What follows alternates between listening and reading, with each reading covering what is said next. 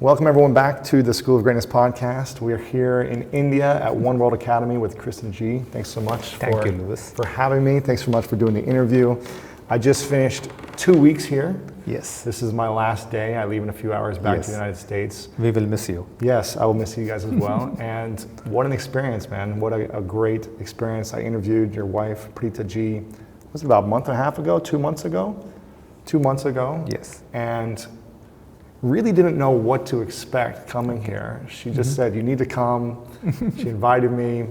I had the recommendation from our good friend Ben Sterner, who introduced us. Yes. And I said, okay, I trust you guys, I'll come. But I didn't know what to expect. But what I learned and what I created was magic.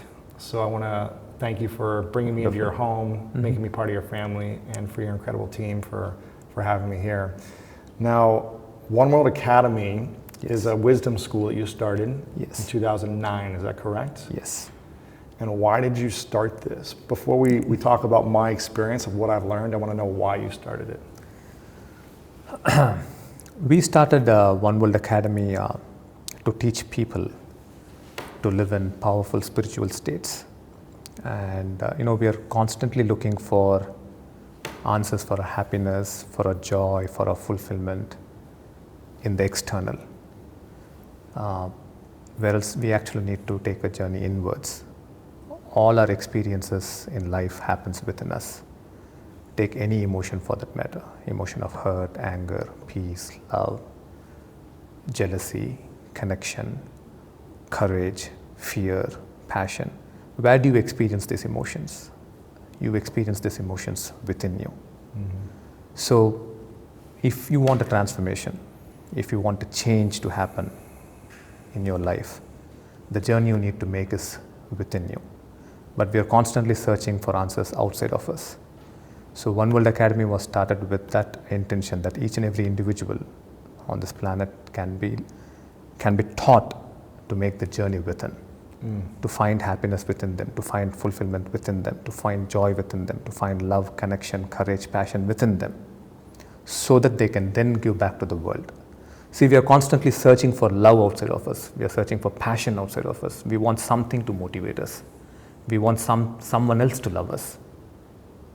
If you're in a suffering state, if you're in a state of fear, if you're in a state of anger, if you're in a state of disconnect, how will you experience these beautiful experiences? So our understanding is you need to live in these beautiful states to share. So we're in a constant mode of expecting. We want someone to give so that we can transform. We want someone to change so that we can transform. We want situations to change around our life so that we can feel better. Well, we are constantly seeing people are changing. Probably someone is really loving you. Probably the systems outside are certainly becoming better. But we are constantly seeing in the world that we are becoming unhappier. We are not becoming happier beings. That means the answer is within us. It's not outside of us. What is outside of us is to create a better world, a more comfortable world. A world that can be more beautiful, which can be enjoyed, and where we can survive as a human species. But to find real joy and to find real happiness and love and connection, you need to move inwards. So with that intention, One World Academy was formed. Now, who taught you these principles early on? Like, how did you discover these things? Were you suffering a lot as a child and you were seeking this, or were you always brought up understanding these principles? I was not suffering as a child. My parents have been wonderful to me. They brought me up in a very beautiful way. In fact, so much so that they never even asked what was my marks and my grades or anything like that. So I had wonderful parenting. I'm lucky to be born in a spiritual family. So my father is a spiritual master in this country and got exposed to spirituality from the age of 12. So have been part of his work and what he has been doing. So, and somewhere I think, I would not say somewhere, but I think throughout my life, I've always looked inwards for my happiness. You have? Yes. How did you understand that? Was that your father or was that your? Definitely my father did not particularly tell me that move inwards, but his teachings have helped. But I have always told myself, in those days, from the age of 12, 13 onwards, always felt that I should take responsibility if something went wrong. So it was a very simple teaching, but it definitely made me see the truth to some extent in the external, that I need to get better at this.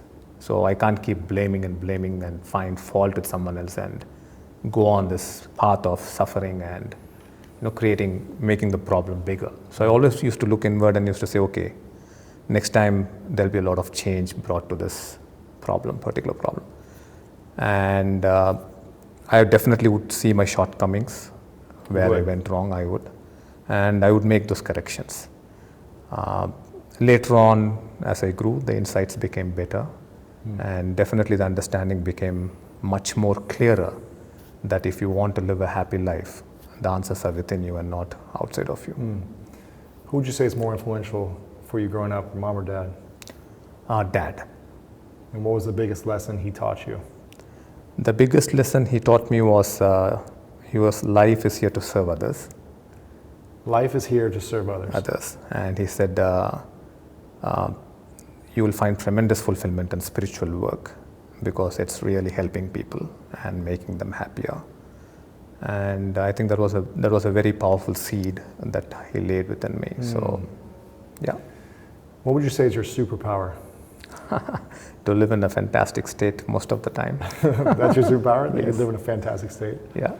Why do you think so many people struggle in doing that when it seems like it's so simple? Yes. It's so simple for you, it's so Yes. simple for your staff and team. Yes. Why do so many people suffer or struggle in just feeling inner joy, inner peace, inner, acceptance? Yeah, we suffer for many reasons. One reason could be we are constantly, as I said earlier, looking for answers outside of us. We want to blame someone else for our happiness, for our sadness, for all the problems we have in life. If they don't do something for you or they did Yes. something against you, then we put the blame on someone else. Yes. And then we're also searching for our joy in someone else, through someone else constantly. So More it's material things, right? more material things. That's definitely one reason. But I think there's only one path to joy, and to find happiness. And that path is to look at the truth. Not looking at the truth externally, that, oh, he is bad, therefore I need to be careful and strategize my way of speaking or be manipulative. Or this system is bad, so I need to understand how to work around the system. Though that's not the truth we are talking about. We are talking about the truth that's about you. So you need to see what is causing you the suffering. Why are you suffering? And once you can see the truth, then you will have freedom from it. What's the truth? And that truth is all suffering arises from obsessive self-centric thinking. So Inner suffering we're talking inner about. suffering. So you are in a job, you get fired. That's the problem. The problem is you got fired and you need to find a new job. But we suffer. Why do we suffer? The first thing is there's hurt. I got fired. Who is this guy to fire me? I did so much of hard work. I was a fantastic guy. I was a great team player, but I still got fired. Well, now I have a lifestyle. How am I to live the same lifestyle if I don't find a job? What am I going to go and tell my wife? What am I going to go tell my parents? What am I going to go tell my kids? So you have moved away from the problem of finding another job to yourself. And that's where suffering comes from. So I'll give an interesting example. There was this participant from China, and he was here. And after he went back, he was diagnosed with cancer, level 3 or something. And whole family are One World Academy students. So he probably was the most happiest cancer patient, because during his cancer, he could see as suffering arose. All that he was doing was he was thinking about himself. What will happen to my kids when I die? What's going to happen to this wealth? Why did this happen to me? Why did this happen to me? I worked so hard. I've been such a good man. I've been such a good person to everyone. Why this to me? Why did God punish me? I didn't do anything good for people. I've been so much family oriented. I have not really contributed. I thought I will contribute at this particular age, but I can't do that now. So once he brought awareness to that truth, where he's only thinking about himself and actually moved away from treating his cancer, he became free of his suffering. And believe it or not, as you become free of your suffering, your health improves. As your inner state becomes better, your health actually improves. And definitely the family worked together to find a solution for his external problem, which is cancer. And yes, they found the solution and he's cured. But he said, I could handle my suffering very, very easily because it was all about me. Right.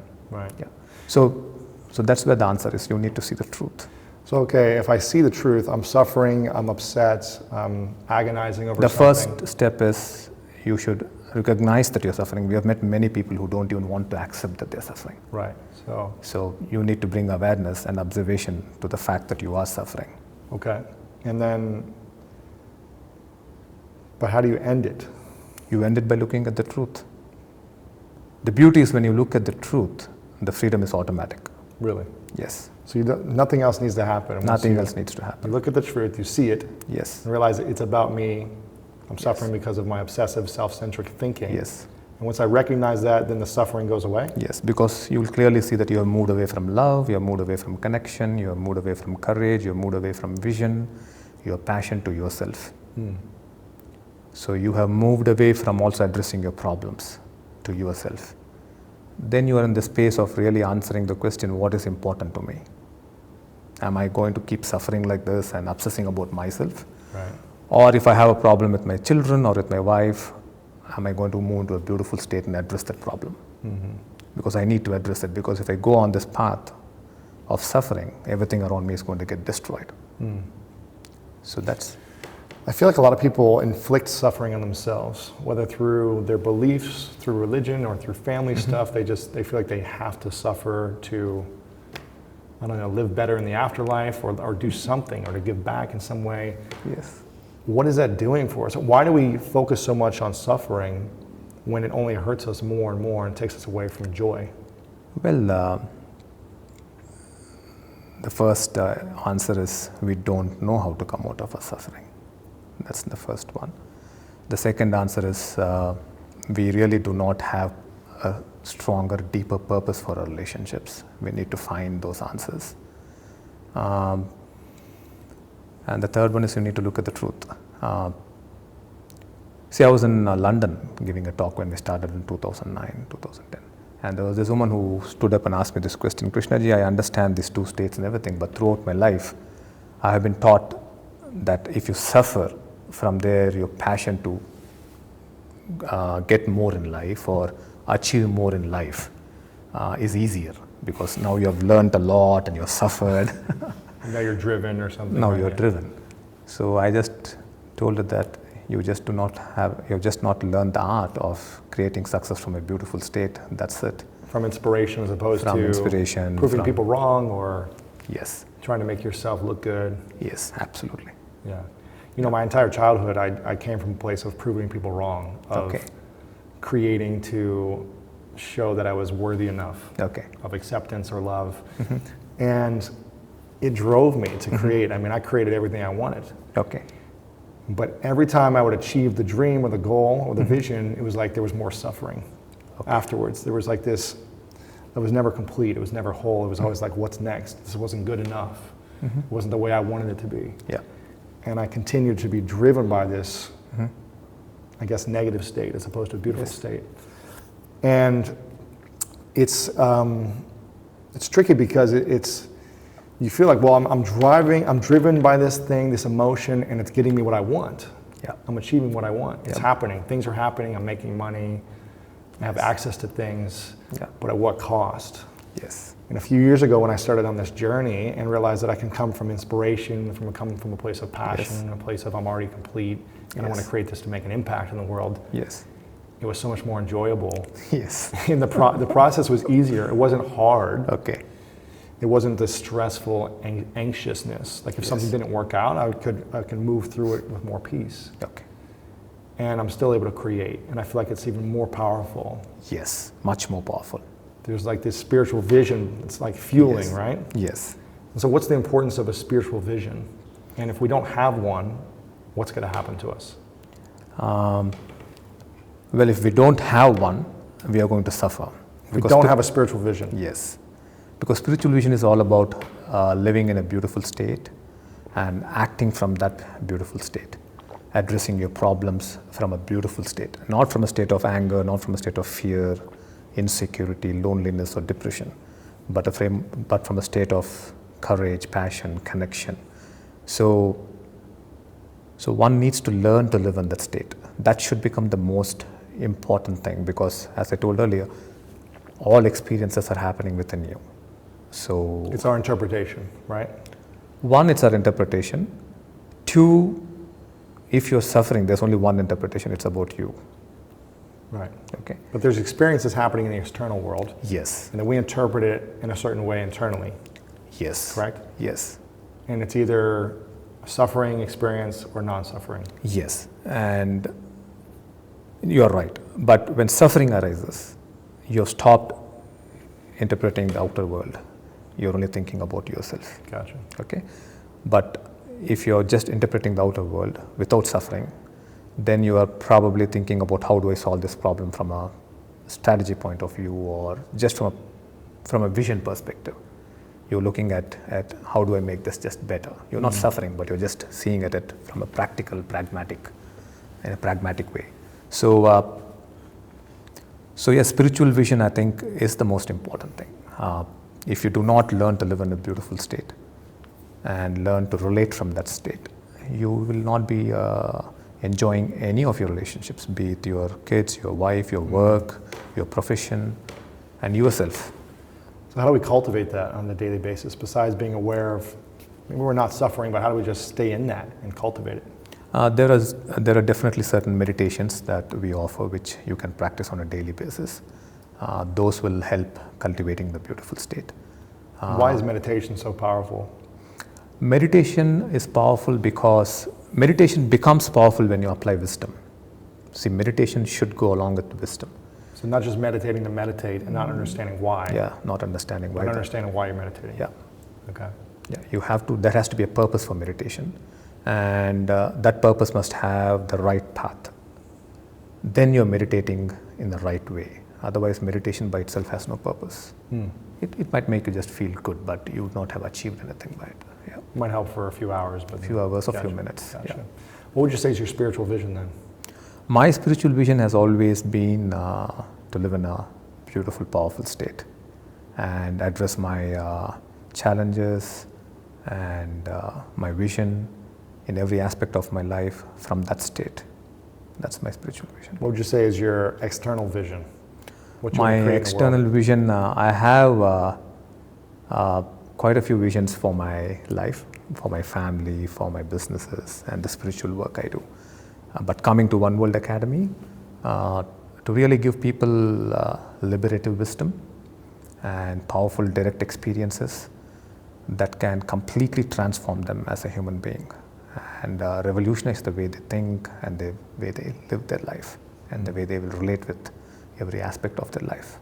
Yeah. How does this wisdom apply for business? Because you've built a number of successful businesses, you've done very Yes. well financially. How do you apply this mindset and this way of being in all of your relationships in business? Because there's a lot of entrepreneurs watching. Yes. And what if they're like, well, this is just for your relationships, your family and your intimate relationships, but can this really be Yes. helpful for my career, my business? Yes. I have interacted with many business people, and one of the strong emotions that they work from is competitiveness. They constantly compete with somebody else. Competitiveness, yeah. So I was in a meeting with one guy here in India who's a very big business person, and I was asking him what's the vision and what's the purpose, and he was telling me like, I want to become better than that guy. Right. I want to do things better than that person. I want to get those projects. Then I told him I don't think so that's going to work, because that guy is good at what he's doing.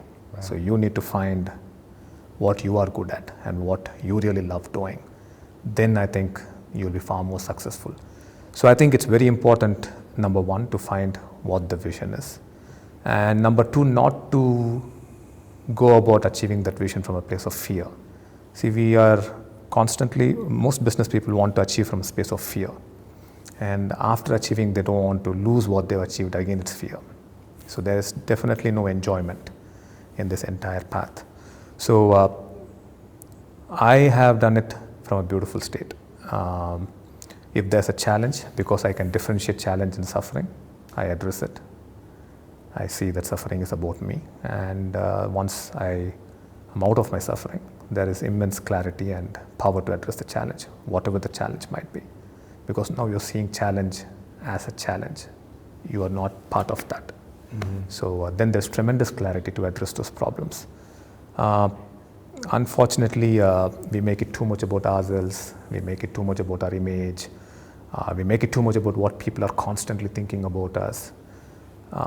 So if you bring awareness and if you start looking at the truth, then you will actually see that 70% or 80% of the time, you are spending thinking about yourself rather than your business. Mm-hmm. So, do you ever come from that? Do you ever get in that space where you're getting competitive or comparing yourself to someone else in business in your industry, or do you ever?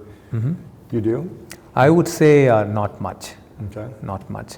I am very, very clear about what I want to do. I am very clear about how my projects must look. And I'm very, very clear about what is the team I want, what are the kind of people that needs to work with me. And if there's too much competition, I'm okay with letting it go, and I know that there'll be a bigger opportunity coming my way next time. What if something doesn't work out the way you want it to be? You have this vision of like, I want these people to do these things, and then it doesn't work out. How do you react? I do get upset. You do get upset? Yeah, I do get upset and a little frustrated because most of the time, at least here, it's because of the systems. Mm-hmm. There's so many things that need to go together to make your project successful. Yeah. And sometimes systems break down. And so you know that you did your best and systems break down. Again, if you enter into suffering, apply the teaching. So, right. So I see the problem, and for the next project, we make sure that we first correct the systems and then go ahead with the entire project. So whenever you recognize you're in a breakdown, yes. What's your process? If I recognize the external problem which is breaking down, then you feel like a reaction in some way? I don't react. You don't react? I don't react. Never? Never. No, I don't But react. you get frustrated sometimes? I do get frustrated, yes. But I get frustrated, I do get angry, I do get hurt. All these are emotions. That things did not go according to my plan and things did not work out the way it had to go. All that really hurts, but that's being human, right? Yeah. But I think... You're human? But I think once you have the spiritual vision, which is the most important thing, is to live in a beautiful state, and once you live there, there's tremendous intelligence and clarity that comes. You move there. Mm-hmm. You move there. And what answers do you not have yet? What answers do I have not? In which sphere of my life? You're talking spirituality, business? In spirituality. Like, is there an answer that is there a question you're seeking? Because you've been seeking for a long time, you've got this curriculum, you've got this material, you've got the truth. Mm-hmm. But what's missing? Is there something that's like inside of you that's like, I don't know the answer? No. You know the answer to everything? Yes. Everything. Why do you think you're here? I'm here to do this work. I'm here to be a loving husband and a loving father, a loving son, and definitely a loving friend to many of my friends. And I'm here to definitely create a difference to the world. Yeah. Do you think everyone has that same purpose? I don't know. I don't know. I would not like to make that into an ideal, that everyone has a... I think... How do you know that's your purpose? Or when did you discover that? I knew, I think, probably from the age of 14, 15. Yeah. That I'm definitely here for doing something great. And I want to do it. It's not like... I'll put it this way. I'll put it that it's my decision, it's my right action that I want to do this. You don't feel forced? No, I don't feel forced. No. It's not like I had a revelation and someone came into my dream and told me this is your... No, it's not like that. Right. It's something that I have discovered, and it's organic. It's organic. Yeah. Yeah. So there's total clarity. It's something that I found within me. It's not something that was given to me. What about all the people that have religious beliefs? Because you grew up religiously, right? Your father's religious, Yes. would you say? Yes. And My father is not religious. My father's work is spiritual, but the work is centered around God realization. around God? God realization. Realization. Yeah, realization. So that way it is religious. Yeah. Gotcha. Okay. And this work is not related around God in any way? In the sense, I think for us, the topic on God has been addressed over thousands of years. And I think there are many, many people who are talking about that. So, and for us, I think we have found the answers for a beautiful state, for a transcendental state, and the enlightened state, all these powerful states through spirituality. And spirituality is different from religion. What's your definition of both? Spirituality is moving inwards. You are looking for your happiness, for answers for your suffering within you. Religion is where you're moving outwards. You are suffering, you want to go and pray, and you want someone else to take care of your suffering who is far more powerful than you. So spirituality is moving inwards, religion is moving outwards. So both are fine. There's nothing superior, nothing inferior. But we have chosen this path. So you're not against religion, you're not against No, not at all. people believing in God. We are only against one thing. We are only against suffering. Suffering states. That's it. And so if someone believes in a religion or a God or thousands of gods and it brings them relief or brings them a beautiful state, then It's beautiful. that's what you want them to focus on. That's what they can focus on. Right, right. You just don't think that's your truth. I just don't think that it's a very effective way. To put your attention on a being or a God or God to give you a beautiful state, and why is that not effective? Well, I should ask you that question, because if you have done that, have you found peace and happiness if you're a believer in God? I don't know if some people have or not. Yeah, but so yeah, so most of them have told me I don't know. So gotcha. yeah, When most people come in here and do work with you, is that their belief usually? They believe in God and many of them, yes, they believe in God, but we have made it very clear that I personally feel that you can go to God and you can pray for your problems. See, most of us go and pray for our problems. We want to become financially successful, or we want our health to become better, or in India people go for, my kid must get a good, must get married well, must study well, must go to America for higher education. So I think for miracles, definitely I think that path is an excellent path. But if you want to learn, grow and transform, then I think you should take the spiritual path. Yeah. What's the thing that people suffer around the most that you've seen over the last 10 years doing this work? What's the common theme? The common theme. Interesting question. No one has asked me this. Well, you've never been on the School of Greatness. Yes, and I'm loving it. The common theme will be, I would say, lack of vision, definitely. And what's the difference between, is vision and purpose similar, or? Yeah, they're similar, but when we use the word vision and purpose, we always try to make it very big. And I always tell people it's not about bigness. It could be purpose in a relationship with your partner or even with your kids. So I think we find people don't have that vision. They don't have a vision. Yeah, they don't have vision. So people have kids, but they don't know why they're having kids. People get into a relationship, they don't know why they're getting into a relationship. And they suffer. And they suffer. So vision, would you say, is the most important first step in terms of like an action plan of having something? Absolutely, yes. So without vision, you're just wandering in the universe asking, why am I here? What's the point of this? Why did this Spiritual happen? vision, I would say, is the first step. Spiritual vision. That is the inner state. And that's your way of being. That's so your how way do of I want being. to be in the world? That should be your second step. That's the second step. Second step. So the first step is spiritual vision. Because you need to first learn to become free of your fears, your insecurity, your lack of connection. These are the things that you should become first free of. Because that holds us back. Yes. And then who do I want to be in the world? Our way of being, right? Yes, absolutely. I want to be loving, I want to be passionate, I want to be... Yes, I want to do this. Gotcha. Yeah. Okay, gotcha. And then would you say the external vision afterwards? Yes, absolutely. Okay. And then goals and strategizing it. Yes. Yeah, making sure whom do you want to be, your team member, where do you go find your finances, how do you want to raise your money, everything. The whole plan works out then. Yeah. How would you say if someone says, I have no clue what I want to create in the world, I have no clue, I don't know what I'm passionate about, or I like everything, how do I get my focus into one thing? What would you say to something like that? I think they should, as I told you earlier, if you're constantly going to tell people that you should find some mission or vision that's transforming the world or transforming the country, then it's going to be very difficult. All 7.5 billion people. It's a lot. It's a lot. It's a lot of pressure. Yeah. Start smaller. Yeah, start smaller.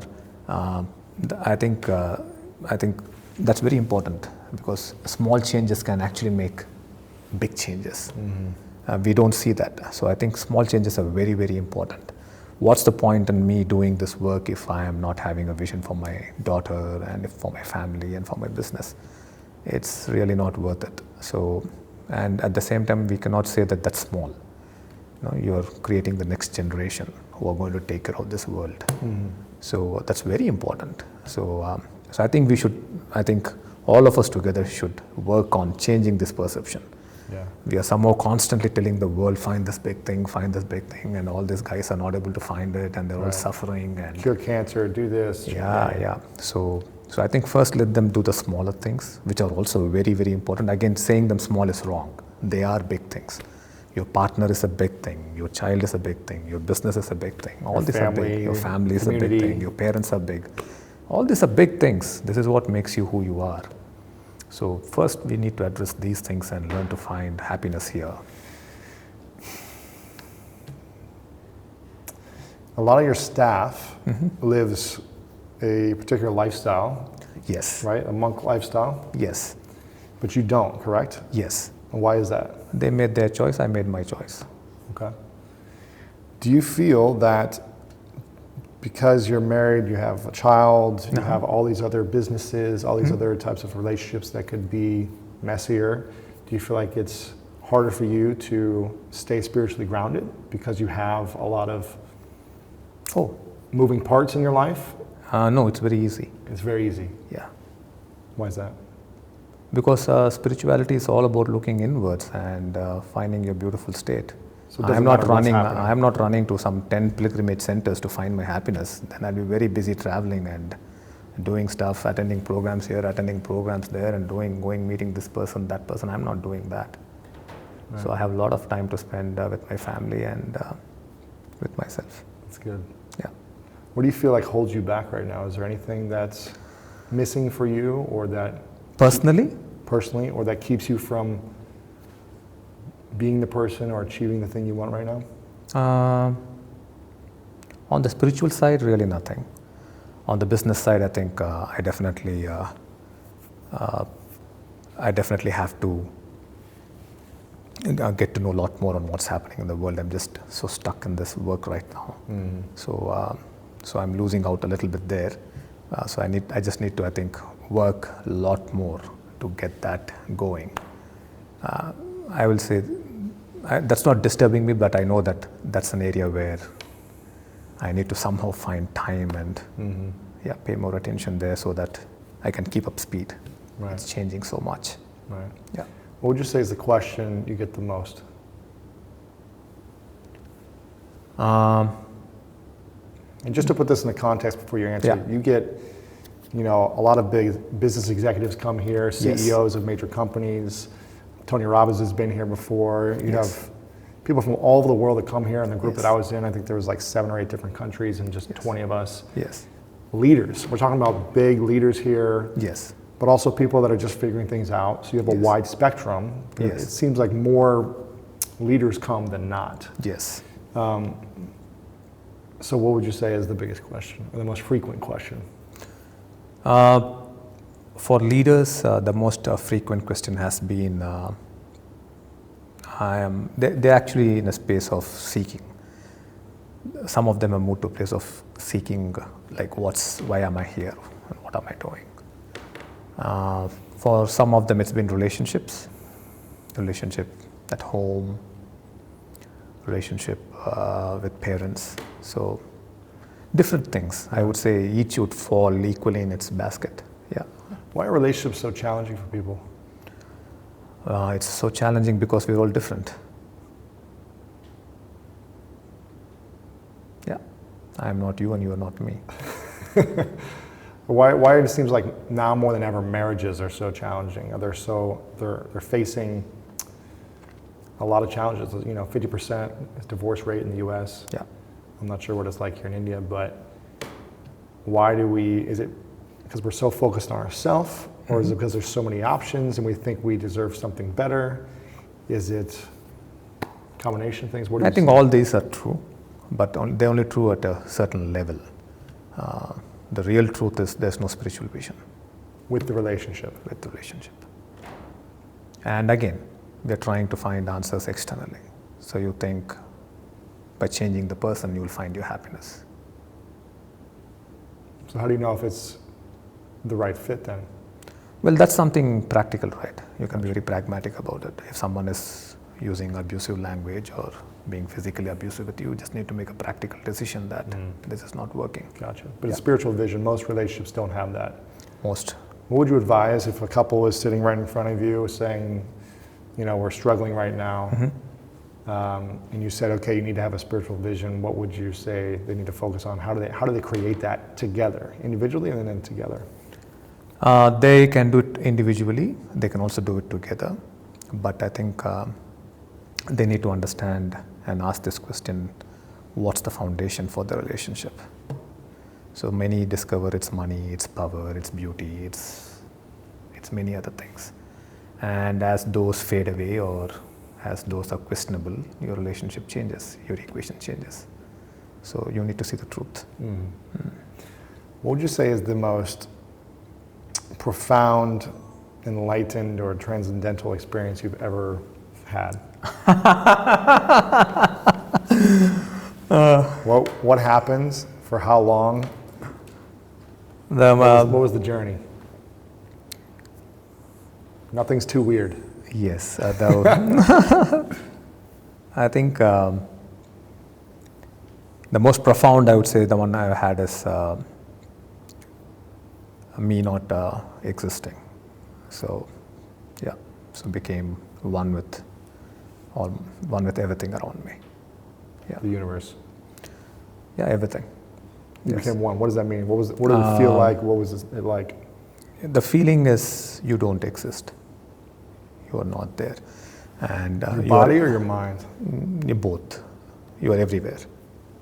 Really? Yeah. How long did that last for?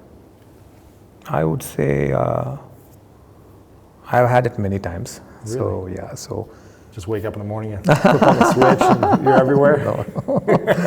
But I would say at least 7-8 minutes has been maximum sometimes, yeah. And how do you get into that space personally? I get into it while I'm meditating. And what do you... That's the secret.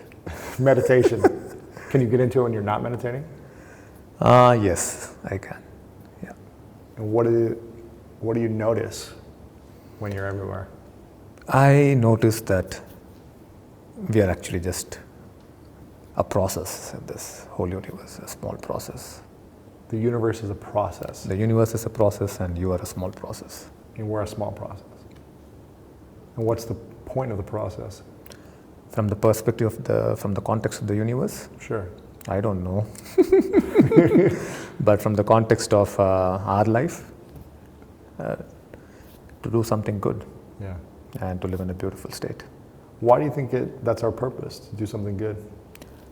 More than to do something good, to live in a beautiful state, I would say, is a deeper and a much bigger purpose. Why not live in a negative state and break everything down?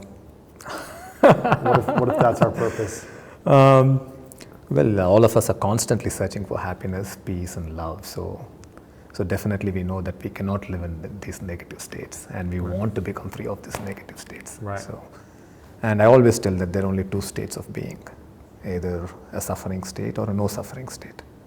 So if these are the only two states we experience our life from, then the most important question in life is, which state do you want to live in? And everyone knows the answer, a beautiful state. Right. Yeah. What's your point of view of ideals? Because I know certain people talk about you need to have a set of ideals to live by. Do you believe in ideals? What's the purpose of them? I think ideals are good up to a point. So, because it definitely gives you direction to be a good person or to do good things. But you're just doing, you're not being. So, ideals never make you be, it only makes you do.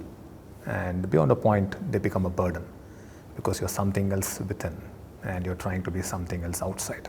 And that's when you completely break it down. So you break down and everything breaks down. So and all your ideals break down. Everything breaks down. So you try to be this nice husband, and one fine day you're this worst husband. And then what? Exactly. Right. And then you're questioning everything, and then you're right? questioning the ideal, and then you're questioning all that you believed in. So it's exhausting, and it's totally exhausting because it is not your truth; it is someone else's truth. Or what you think your truth should be, right? Yes, exactly. And you also want the other person to believe in the same truth.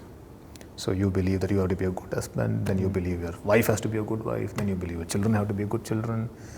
Whereas all of us are different human beings; we're all very different. Yeah. So they're okay up to a point. So, but it's not about what you're doing; it's about who you are, and that's where the beautiful state comes in. Mm-hmm. Who would you say is your greatest teacher? It'll sound a little arrogant, but the truth is myself and life, I would say. Yeah. Is there anyone else who's been a great teacher for you besides yourself? My dad. Your dad. Yeah. What's his name? My dad's name is Sri Bhagwan. And he runs a center as well, right? A spiritual Yes. center here in India. Yes. That's very popular. Very big. It's been around for 25 30 years. years. 30 years. Yeah. It's thousands of people every week, or what is it? Thousands, yeah. Thousands every week. Every week. Wow. Yeah. Wow. And why did you not want to go take that over or be a part of that? I am definitely part of it in the sense I am the one who built it up, the entire. Because you were there at the beginning, right? I was there at the Your beginning. experience. Mm-hmm. I heard from Krishna that your experience was you guys were in the school that he started. Yes. You started having these experiences. Yes. Yes. Other kids started having spiritual experiences. Yes. I think one of the biggest reasons the oneness movement grew is through a very divine process or spiritual process called the oneness blessing or the oneness diksha, which many people around the world practice. And that phenomenon began through me. I was the first one to transfer that to someone else, yeah. So at the age of 12. So in that way, I have played a very big role on the spiritual side of Tell me what happened. Lewis. What was the experience? So your experience is what created this foundation for transformation around the world, is what I'm hearing. Yes. Okay, so let's hear it.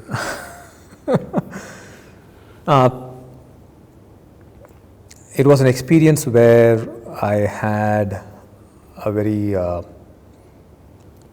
can call it a divine being with whom I could communicate with in my heart.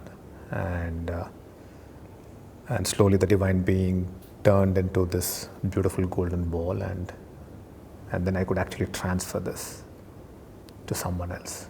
What were you transferring?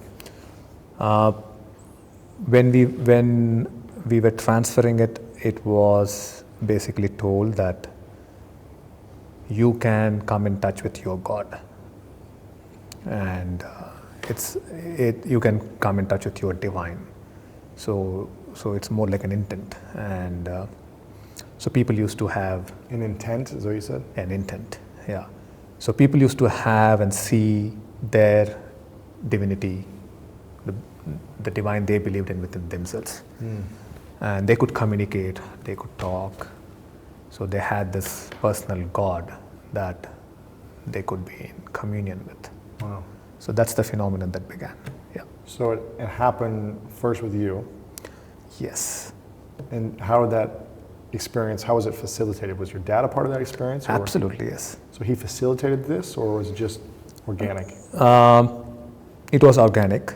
It was organic, and it was my dad's decision to tell me that I think you should now see if you can transfer this to someone else. And who was the first person you transferred it to? It was to Samadarshini, who is one of the senior faculty here, and the second one was Anandagiri, who is also a senior faculty here. Yeah. And what was their experience like? You should ask them.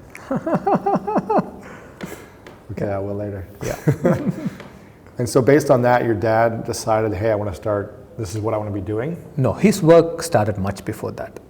This was a phenomenon that just began along with what my dad was doing. Gotcha. His work began as courses. See, my father here in this country is seen as someone to whom they can pray and their problems can be solved, miracles can happen. And also there are powerful teachings along with that process. So that's how the work began. But then this phenomenon, which is called the oneness blessing or the Diksha, this phenomenon just made sure that everything happened much faster. So I could transfer it to you, and then you had the power to transfer it to somebody else. Wow. And the benefits were health, it was relationships, better relationships, clarity, Yeah. and many beautiful mystical spiritual experiences people had, powerful experiences. Yeah. Wow. What's been the greatest miracle or recovery you've seen from anyone you've been working with? In terms of transformation, you're asking? Transformation. Oh, all of them. All of them. I would not pick any one particularly. Do you ever get surprised by any transformations? Surprised? No. No. Yeah, because I know exactly that's what I want, so I don't get surprised. Is there any question that you wish people would ask you that they don't ask?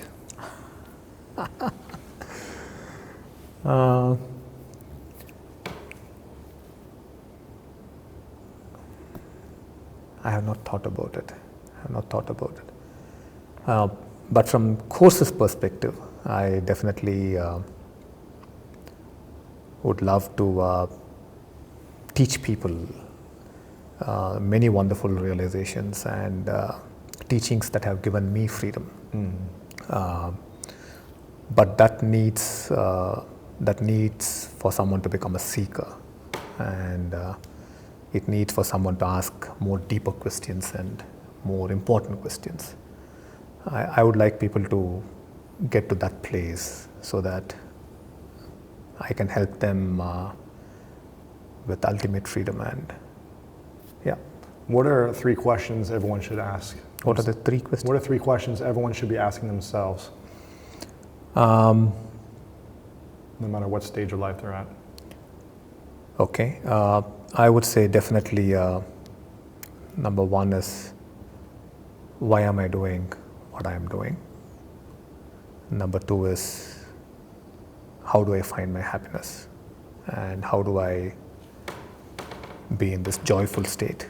And number 3 would be, how do I find the spiritual vision for each and every aspect of my life? Those are great 3 questions. Yeah. You should write a book on those questions. Sure. You should. What's something you've done that a lot of people don't know about you that you're really proud of? I will say One World Academy. Yeah. We are small. Yeah. We are growing. So, yeah. Okay. Final few questions. Before I ask them, is there any questions you want to ask me? Yes, definitely. You don't have to. I'm just kidding. I want to. You're doing amazing work, and I love what you're doing. And more than that, I love you as a human being. Thank You're you. a very wonderful person. And you have come here, you have learned a lot, and there has been definitely growth and transformation. So from your perspective, what do you think your listeners and people in the world should do to understand our work better and one, understand our work better, no, two, really the teachings that you have learned? What should they understand? What should they understand, and so what is it that you understand? I think people need to simplify their lives. Okay. I think we create too much complexity in our minds of the way we think things should look or how things should be. And we are constantly in an analytical mindset. Okay. We're prisoners of this analytical mind where we constantly think and question things over and over and just run in the same place, as opposed to being calm and peaceful and joyful and just moving forward. Okay. So why should one be calm? I think people need, because it's freeing. Okay. It's freeing and it's more fun. Okay. Whenever I'm around people that are constantly in their head and they're analytical, they're questioning everything, or they can't make a decision on something, it looks hard. It looks exhausting to me. Okay. It's like they're tight in their body because they're tight in their mind. Okay. So for me, I like to keep things as simple as possible. I think you guys do a great job of breaking things down in simple ways. Okay. You're either in a suffering state or a non-suffering state. Yes. Which one do you want to be in? Yes. Okay, let's move into a non-suffering state. Here's how to do it. Here's the practices. Here's what you can do on a daily basis. Here's the routines. And here's the truth that you need to have. Yes. Now build from a spiritual vision and move forward in your life. Yes. Challenges are going to come up. They're going to arise. But if you stay grounded in your spiritual vision and you always come back to that, then you can move through it easier. Yes. And I think it comes down to being as simple as that. Beautiful. But people complicate things so much. Yes. And I think sometimes, we may not always have the answers to certain things. Yeah. You know, I asked you a question the other day and you gave me an answer, but it's probably a lot more of a process to go through to really understand some of these answers. Yes. And so I think some things we need to be okay with at a certain level, not knowing for sure everything, Yes. but being okay with it Absolutely. Yes. Correct. and living from a place of love, joy, Yes. and passion. Because we're here, we might as well make the most of it, Yes. right? So Yes. I think that's what it is. And I think if people rid themselves of their analytical mind Yeah. that imprisons them in their body, they become, there's just bars around their body that they can't get out. Okay. It's exhausting. Yeah. And it sucks to be around. It's not fun to be around those individuals, and you want to support them. So I would say listen to this again Yes. and come to a workshop in the US or wherever you are in the world, or come here to experience it for yourself, because it is very profound. So that's what I would say. Thank you. Yeah. And why do you think people make their life complicated? I don't think they know any other way. I think they were raised probably seeing it complicated. They feel like maybe with their peers, you know, there's a competition, especially in the US, of like who's busier, who's more stressed out. Okay. It's like one-upping someone based on your level of stress. Okay. And I think they're not present to the fact they don't need to be that way. Okay. They're not aware. So what you're saying is they're constantly trying to be somebody else, or they're trying to be. Or they don't feel like they're good enough, or they don't feel like they're whole enough already. Okay. And so they're searching or trying to create something to prove that they're good enough. So how do they know that they're not good enough? Because they're looking at someone and they're judging themselves. Yeah, or they're being made fun of, or they're not getting the attention or the love they want, or they're not getting the acknowledgement they want. So the search is outside. Outside. Yeah. Got it. I think acknowledgement is a big thing. Okay. If we're constantly seeking for acknowledgement from the outside, then we're never going to be happy. Okay. By doing nothing? What's that? By doing nothing? By doing nothing? Are people seeking acknowledgement by doing nothing? Oh, I hope not, but I'm sure they are. Yeah, I'm sure they are. And that's an important truth one must see. What's that? That acknowledgement will come automatically if you're doing something. Yeah, if you're doing something good. Yeah. And you even talked about it in the beginning, like, you know, in this minute, I just finished, for those watching, I just finished a meditation instructor training. Yes. And one of the vows that you taught us in the beginning, there's 3 vows. I'm going to forget the first 2, and they're in my notes. But one of them is to not go into the practice of serving others to receive acknowledgement. Correct. Because then it's not going to be a heartfelt connection or interaction. You're going to feel a disconnect. Yes. And so I think when we come from a place of, I'm going to make an impact because I want to get this acknowledgement, because I want to win the award, because I want people bowing to me in their own metaphorical way, it's going to feel exhausting and still focusing on the self, right? And there's no spiritual vision there. Yeah. So I think it's removing, like, it's nice to get acknowledgement. Yeah. I like it, I'm sure you like it. Yes. But if that's our focus, there's going to be suffering. Yes. Because when we don't get it, we're going to have an expectation that's not met. Yes. So. And also the truth is, you're not working for the sake of the work, but for acknowledgement. For ourselves. For ourselves. Yeah. And then that becomes like a vicious cycle, and you suffer more. Yeah. And then what happens is, even if people truly acknowledge, that's not enough. It's never enough. You need more, right? Yes, you need more. Any other questions for me? You don't have to. I'm just. Why do you think living in a beautiful state is important? From a perspective of day-to-day life. For a number of reasons. One, health-wise. Okay. When I'm not living in a beautiful state, I feel it emotionally, internally, and I feel like it affects my health. Yeah. My physical health. My sleep hurts. My body aches over time. I get exhausted. So that's number one. Is it frees me of that physical pain. Number 2 is, I think it's important because I believe we're all here to be symbols of inspiration. Okay. Yes. Where there are symbols of inspiration or symbols of something negative. Yes. Okay. And I look at myself as I want to be a symbol that anyone that I come in contact with, it doesn't matter if I'm in Delhi in the spice market walking on the street, the Uber driver who's driving me to the spice market who could barely understand English, I was constantly coming from a place of joy, a place of curiosity, a place of interest, a place of trying to transfer positivity to someone else's life.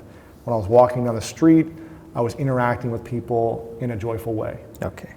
And I feel like it's my mission to be a symbol, that symbol. And it's all of our missions should be to be a symbol of inspiration, to spread joy and positivity, because the other is a negative state that brings suffering and pain. And you're doing it beautifully. Thank you. Yeah. Doing my best. That's why I told you in the beginning, you're a very wonderful person, and that's more important for us. Right. And the thing is, I think people also want to feel like they're very smart and intelligent. Yes. And so they're constantly driven to learn more and to feel like they're adequate enough in relationships or in the world. And I remember early on that I never felt like I was smart because I couldn't study well in school. Okay. But I feel like I learned a new superpower. I was like, well, as long as I can transfer positivity, then it doesn't matter. I don't need to be smart, you know what I mean? So I think being a good human being and having a positive energy is more important than how much you know. Absolutely. If you're negative with your intelligence. Absolutely. Totally agree with you on that. Yeah. Yeah. So anything else? I'm usually not interviewed, so Perfect. on my show, but. What was your most impactful experience here? I would say my time with Krishna. Wonderful. Yeah, I would say I got sick eating something in Delhi, or who knows what happened, but I got sick for 3 days, and being in another country, being away from my bed, being away from home and familiar people and things like that, I was like, this is the last thing I want right now. I spent all my time to come here. I want to learn something now, you know what I mean? Yes. And now I'm taken away from my experience, from my group and the lessons. And, Krishna Ji was there and he was just so calm and loving, and his attention to detail and his level of commitment to me for a stranger and his level of love and giving and service was so thoughtful. Okay. And it just shows me, it was more of a, I learned so much through the experiences. I learned so much through the meditations, the wisdom, Yes. our interaction. Yes. I'm constantly learning. But I think it's those simple reminders that it doesn't matter who someone is in the world, Yes. that we're all connected, Yes. and we can all experience someone else's pain or suffering or what they're going through. We can all have the Yes. opportunity to relate. Yes. And him being there for me, everyone was there for me, Yes. but him being there for me, I felt like made it an easier process to move through. Beautiful. So I could have suffered a lot longer or not, and he was there to support me. So I think that's what's coming up for me right now. Wonderful. But in terms of the teaching, the meditation instructor training has been extremely powerful in understanding the principles of modern day science, spiritual meditation practices, and body movement and alignment. And when you put all three together to put yourself through a practice of meditation, Yes. the incredible benefits that will support your mental health, your emotional health, and your physical health, and your spiritual health. Yes. And by having a meditation practice where we understand why all elements work in unison, not just doing them to have the motions, but actually understanding Yes. the thinking, the science, the biomechanics behind every moment and movement is so profound in understanding that for me. So now having that wisdom, having those tools that I can teach to other people, Yes. for me that's the reason why I wanted to come, is to have that understanding. Yes. Because I've been meditating for years, and I see the benefits, but I didn't fully understand it Okay. at a deeper level. So I think that was pretty profound. Wonderful. And also you attended the Field of Transformation Yes. course here. What is your big takeaway? Well, I missed like 3 days of that, but for the big takeaway was,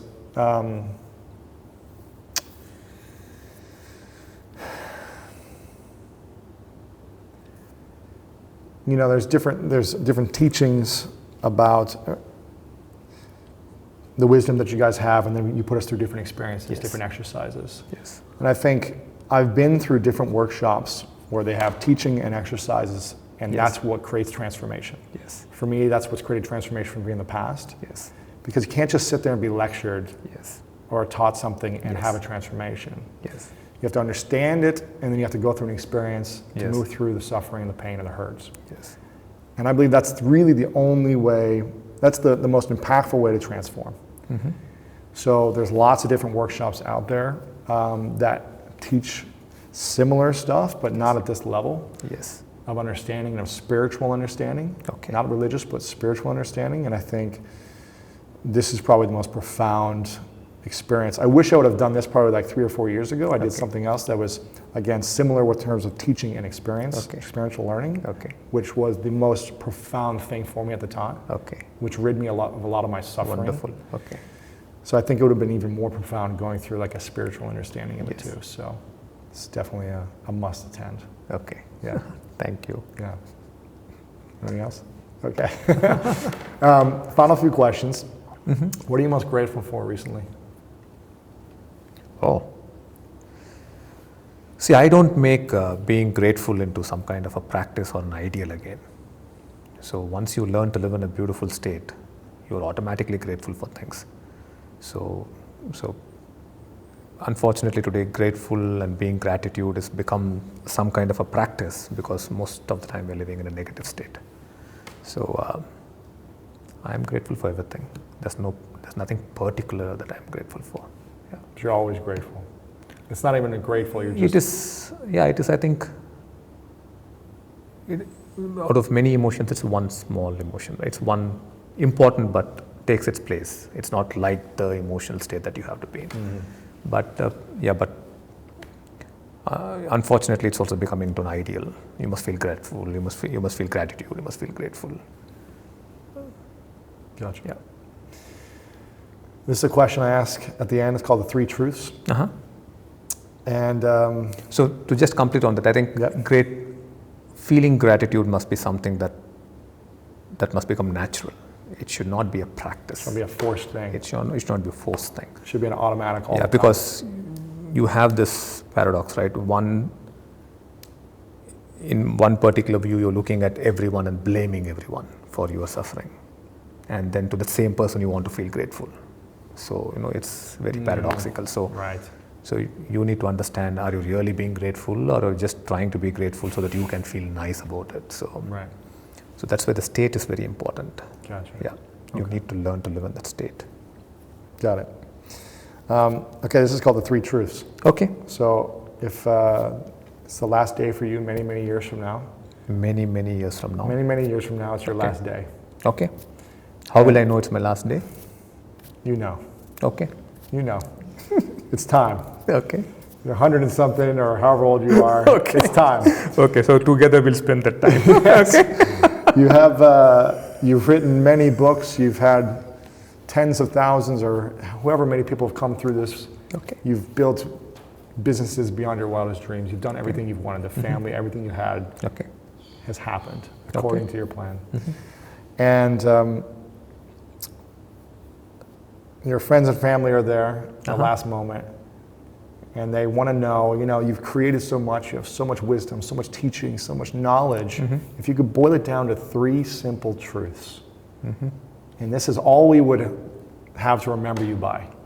This would be your teaching to the world, written on 3 simple truths. On a piece of paper, nothing else we would have. What would you boil it down to?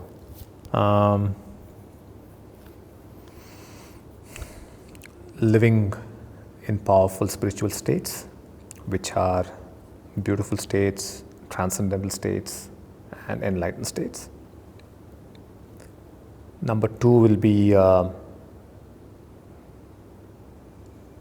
to always look at the truth, that all suffering arises from obsessive self-centric thinking, and that if you want to find joy, if you want to find peace, love, passion, courage, you have to look within you. And you have to learn to dissolve your suffering and become free of your suffering. The answer is within you and not outside of you. And number 3 will be to have a spiritual vision for your life. Yeah. Those are great. Those are great. Thank you. Before I ask the final question, I want to acknowledge you for a moment, Krishnaji, for your incredible vision, for your spiritual vision, for your guidance to so many people, for bringing your vision to life and creating this work for so many people, including myself, to learn, grow, transform, rid ourselves of suffering and pain, the unnecessary suffering that we don't need to live in. Yes. You are an incredible symbol of inspiration for so many people. Thank you, Louis. And I want to acknowledge you for all the incredible work you've done. Thank you so much. And a pleasure talking to you, and such joy relating to you. Yes. Everyone can go to oneworldacademy.com to check out more information. Yes. There's also workshops around the world. You'll be doing a number of them next year. Yes. How many of them? At least 40 to 50 of them. 40 to 50. That'll be on oneworldacademy.com. There'll be information about workshop in your city. Yeah. We'll be hosting one in LA soon, so I'll send you guys the information about that. Anything else that people should know about where to go and connect with you or the work? I think the website is a good place. Website? And Facebook. Facebook. Yeah. / One World Academy. One World Academy. Okay, perfect. Final question is, what's your definition of greatness? My definition of greatness will be 2 things coming together. One is your internal state of being. Are you the person you are that you're talking to others about? If you're communicating about love, if you're communicating about being courageous, if you're communicating about being passionate, are you the person who's living in that state? And if you are that person, and if you are living in that state, and if you have learned to live in that state, then you're truly great. Because then you are giving people that is true to you. Number 2 is actually making it happen as a reality for the other. So it's both the internal and the external coming together. So that's truly being great. Krishnaji, thank you so much. Thank you, Louis. Appreciate it. Wonderful talking to you. Thanks so much for watching this video. I really appreciate it. And if you enjoyed this video, then make sure to subscribe to my YouTube channel. You can do that by clicking right here to subscribe, because each week we come out with awesome, epic, and inspiring interviews and messages and videos just for you. So click subscribe right here to get notified of new videos every week. Also, if you enjoyed this specific interview, we've got a lot of great interviews like this that are uplifting and inspiring. So click right here to watch the previous interviews, because the people I've had on are pretty cool and epic as well. So click here to watch previous interviews. Click here to subscribe. I love you guys, and I'll see you very soon.